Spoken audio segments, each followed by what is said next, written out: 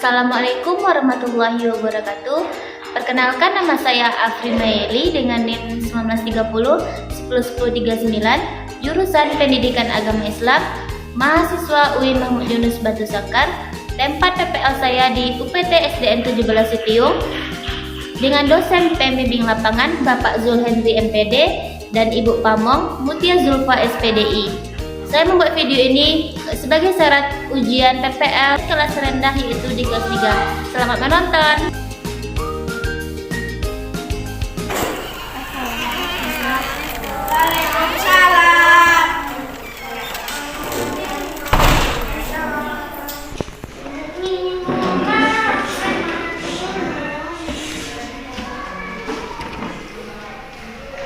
Assalamualaikum warahmatullahi wabarakatuh. Waalaikumsalam warahmatullahi wabarakatuh.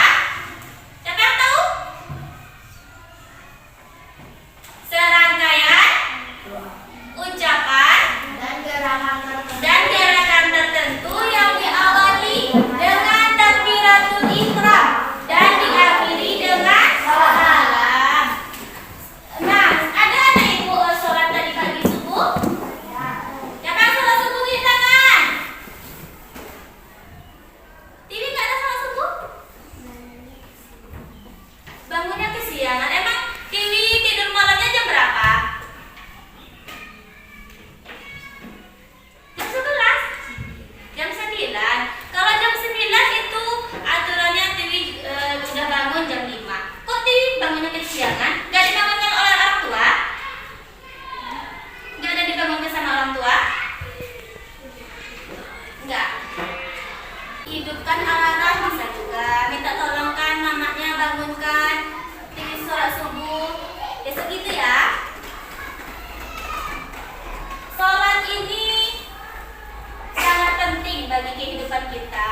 Karena sholat itu apa kemarin inti ibadah sholat? Sholat adalah tiang agama. Itu pembelajaran kita minggu lalu ya. Pembelajaran kita sekarang apa? Siapa ada yang tahu? Hikmah sholat.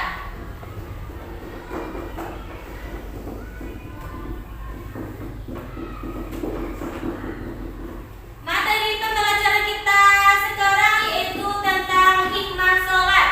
Tujuan pembelajaran kita hari ini, setelah anak ibu mempelajari hikmah sholat, anak ibu bisa yang pertama memahami apa itu hikmah sholat melalui pengalaman ketika sholat di sekolah maupun di rumah. Yang kedua, anak ibu nanti bisa menceritakan bagaimana pengalamannya ketika sholat di rumah dan di sekolah. Peta konsep tentang hikmah sholat. Nah, sebelum kita masuk ke sini, ibu akan jelaskan dulu. Sholat itu penting dan utama bagi seluruh umat Islam. Anak ibu semuanya umat Islam? Ada yang Kristen di sini? Tidak. Nah, jika anak ibu mengerjakan sholat, pasti anak ibu nanti akan mendapatkan hikmah atau manfaat dari sholat yang kita kerjakan. Tetapi dengan sholat yang sempurna, memenuhi syarat dan rukun, dan sholat itu harus ikhlas karena Allah Subhanahu wa Ta'ala. Bukan sholat karena ingin disuruh orang tua, karena disuruh guru di sekolah, terpaksa karena orang lain, dan ingin dipuji oleh orang lain. Itu nanti tidak akan mendapatkan hikmah dari sholat. Sampai di sini anak ibu paham? Ada anak ibu yang sholatnya hanya terpaksa disuruh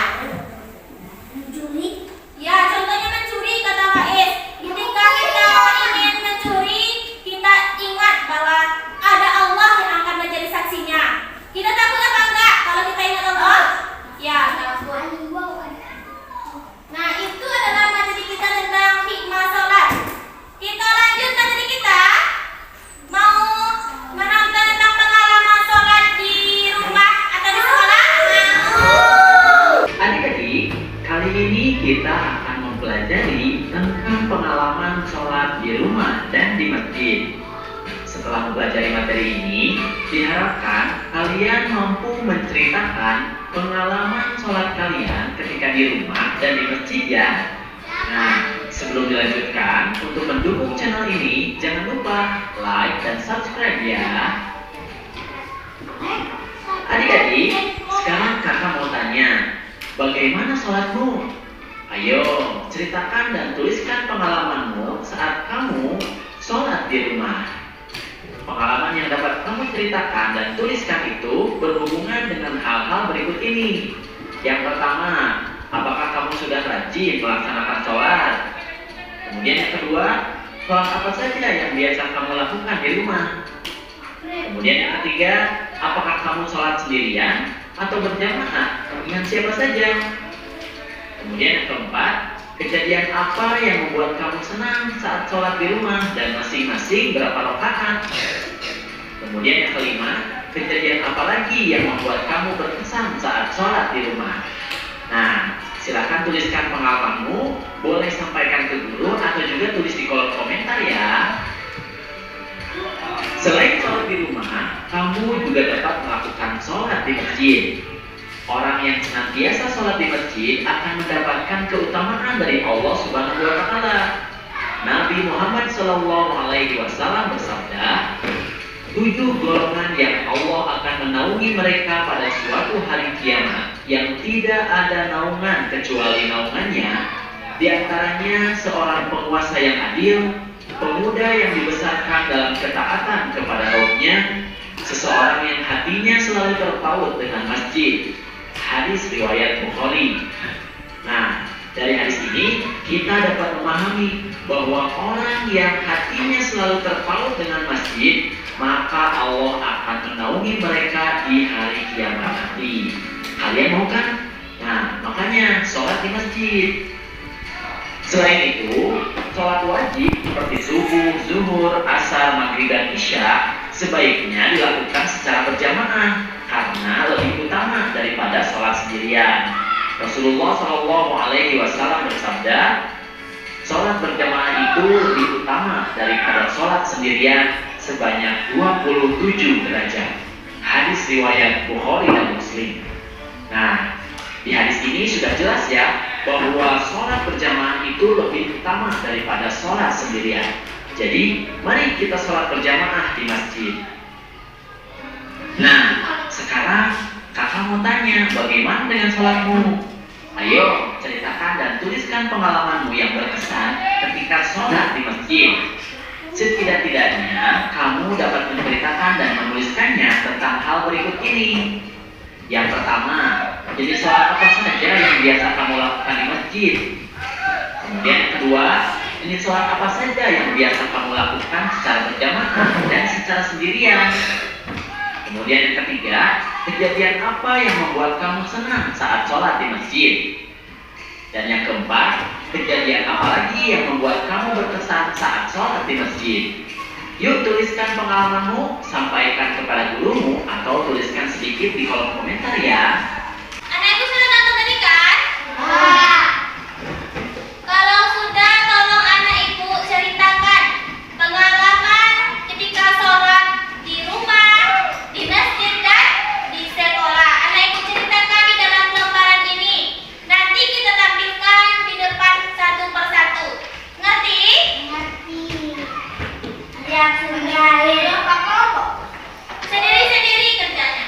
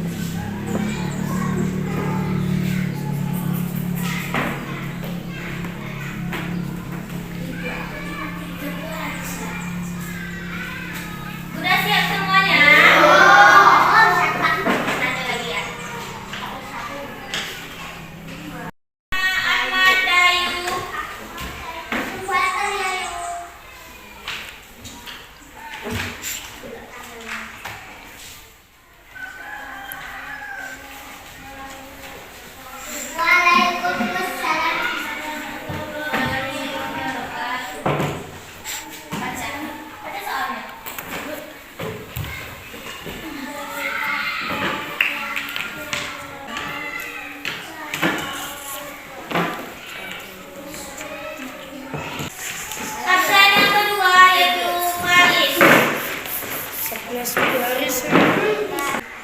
salamnya. Assalamualaikum warahmatullahi wabarakatuh.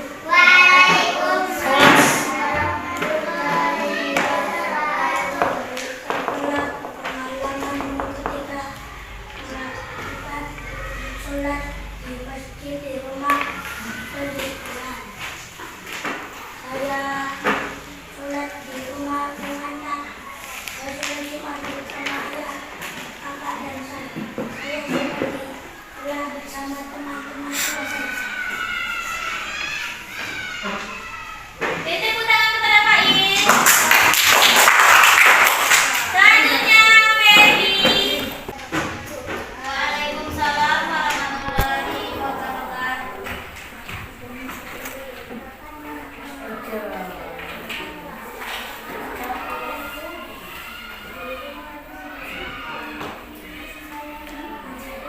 Tepuk tangan untuk Feby.